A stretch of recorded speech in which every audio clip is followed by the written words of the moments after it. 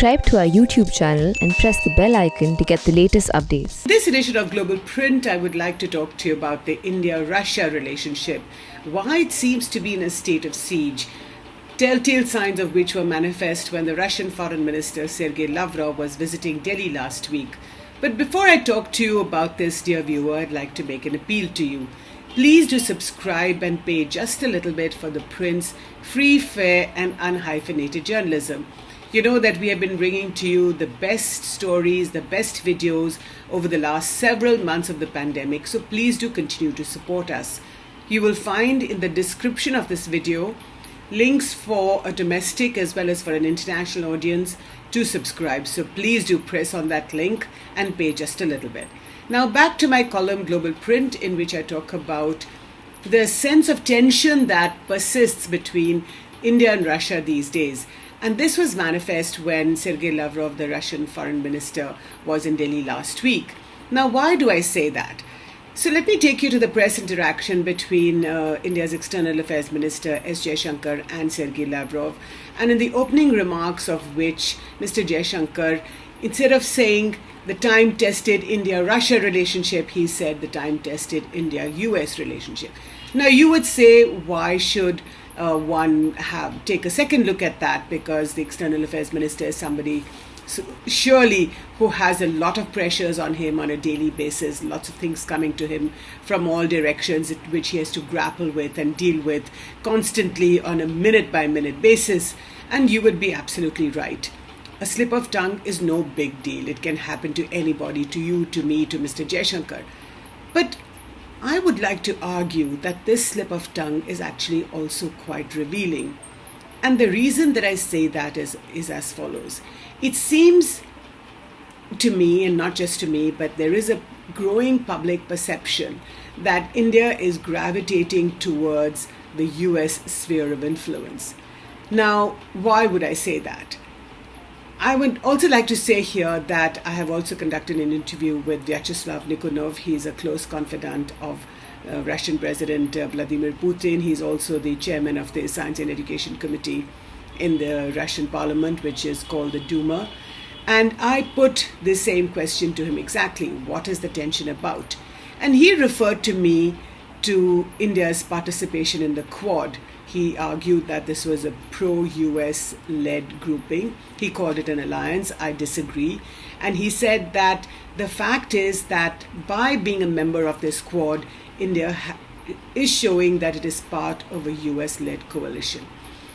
He also pointed out that the US has declared Russia to be an enemy number one. In fact, Joe Biden, the US president, called Vladimir Putin a killer, and he said Prime Minister Modi and several other people said nothing about it, indicating that if the India-Russia relationship was in such good spirits, then perhaps the Indian Prime Minister should have said something in Putin's defense. But anyway, we all know that that's not the way it works in high diplomacy and high international politics.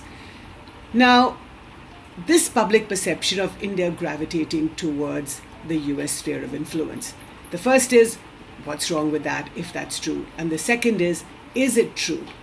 So apart from the fact that India is a member of this very powerful coalition called the Quad, in which you have not just the US but Japan and Australia, both of whom, remember, are treaty allies of the US, and then there is India. Now, it's very clear that the reason India is part of this Quad and actually threw its weight behind it was in the wake of the Chinese intrusion across the line of actual control last year. And China continues to occupy large amounts of Indian territory in Ladakh. Those talks have not gone off that well recently, although we know that the Indian soldiers have come down from the heights. So that immediate crisis has blown over, but the tension between India and China remains. In the wake of that, in the wake of the intrusion last year across the LAC, India joined the Quad. The Russians perceive it as being anti-Russia as well. Now, you would imagine that if India and Russia had this very close relationship, then the least that the Indians and the Russians could do, both diplomats and politicians, would do was to sit down and talk to each other as good friends and explain to them what was happening. Why is it that the Indians and Russians are not doing that? They seem to be talking past each other, but they don't seem to be talking and explaining what their concerns are, their apprehensions are about the other side to each other. This was very clearly manifest when Sergei Lavrov went off to Pakistan from Delhi. Now, this is the first time in 9 years that a Russian foreign minister is visiting Pakistan. And this went down very badly in the Indian establishment. If you ask the Russians, they say, what's the big deal? After all, Russia has a large Muslim population, and Russia is also very much involved in the political solution to the Afghan civil war. The Istanbul talks are going to take place a few days from now. So if the Pakistanis have, and we know that they do have huge leverage over the Taliban, then it only makes sense that the Russians would be in Islamabad. But if India was unhappy about Lavrov's visit to Pakistan, then why didn't India tell the Russians? Moreover, why didn't the Russians explain why they were going to Pakistan? This is another reason behind this persistent tension. A third reason is about the Russia-China relationship. Now, in the wake of the Chinese intrusion in Ladakh, not once have the Russians come out and said that we support what the Indians are doing, which is that it's defending themselves by climbing the heights, and we criticize what the Chinese are doing. And the reason that the Russians are keeping so quiet is because Russia and China have a very close strategic partnership. In fact, sometimes the Russians are also accused by the Western world, of course, of being a junior partner in this strategic relationship. So when I asked Mr. Nikonov that question, he said there is no question of Russia supporting the Chinese in Ladakh, but he also said that we would like India and China to sit down across the table and discuss their border issues and to resolve it peacefully. He said we do not want other countries, namely the Americans, to come and interfere with the India-China relationship. Now, Mr. Nikonov said a lot of very interesting things, and you should go and watch the interview yourself.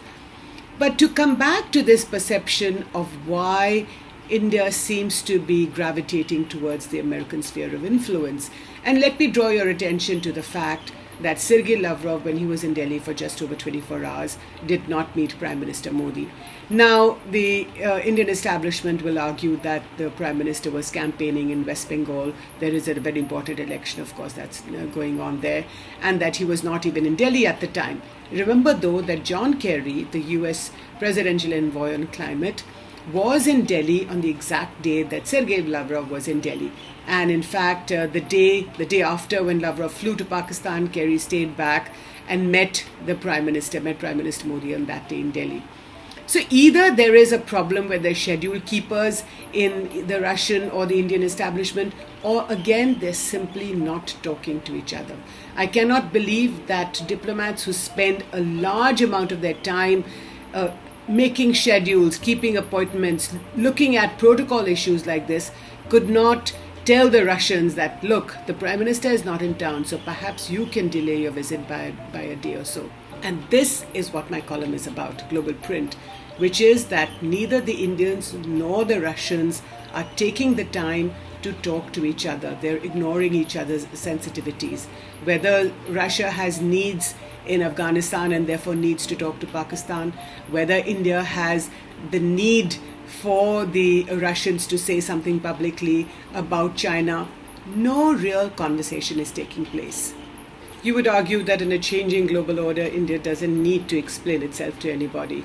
I would add just one more thing, which is that as India makes new friends, new powerful friends like with the US, it must and it cannot forget old ones, especially if some of these friends like Russia are not behaving in accordance to what India's own needs are of the time.